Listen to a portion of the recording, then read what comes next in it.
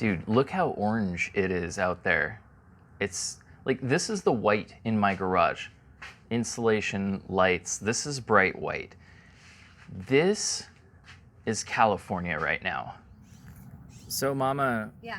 how come it's not as smoky out here? Why does it not smell as smoky right now? So, my understanding is because we have the marine layer that came in overnight. So that brings in cool air from the ocean, which has sunk down closer to our level, and the smoke, which is hot, has risen up above it. So it looks like nuclear winter out here, but it doesn't smell nearly as bad as it looks, and the AQI indicators are all showing that it's actually moderate. It's not dangerous outside, supposedly. And who said a BA in English is useless?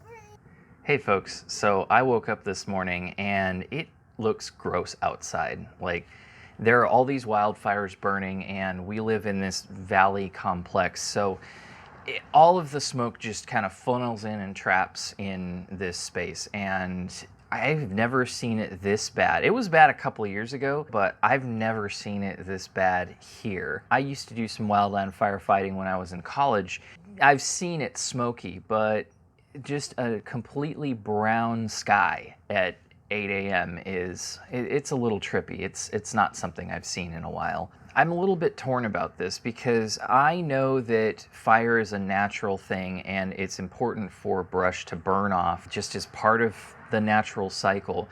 But at the same time, I know that the conditions that are creating these mega fires here in California and, all up and down the West Coast are largely man-made. If it were already winter, there wouldn't be any fall this year. Yeah, and then I'd miss my birthday. And that's Mommy's favorite season. I don't want to miss the fall. We know much better about forestry and stewardship now than we used to, but 100 years of past practice of just putting out every fire and letting trees and brush grow for decades, it's catching up with us, and that's really the bottom line. It doesn't really do a whole lot of good pointing political fingers at this state's fault or it's this agency's fault that things aren't handled. A lot of it's private land too. As destructive and high profile as a lot of these fires are, what it really comes down to is lacking the political willpower to do anything about it. I don't really want to get into talking politics, but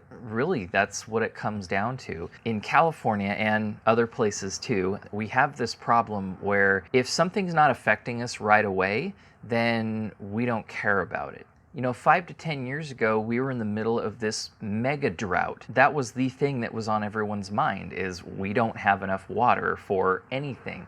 We've got to cut back, we've got to ration. Now we aren't in that drought cycle as much as we used to be. Since we're not in the middle of it, we're not taking the steps that we need to boost up our water supplies because it's not at the forefront of our mind.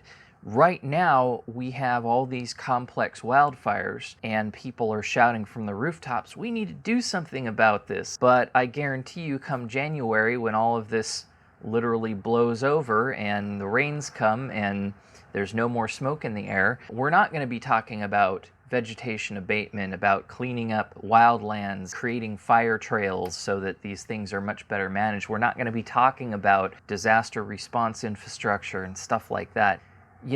I wish there was a way where we could record what we're going through right now and then play it back for our future selves so we can be like, hey, remember when this sucked?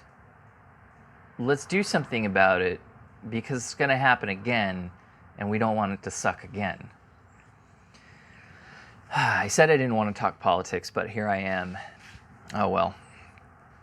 Where's my coffee? There we go. Okay.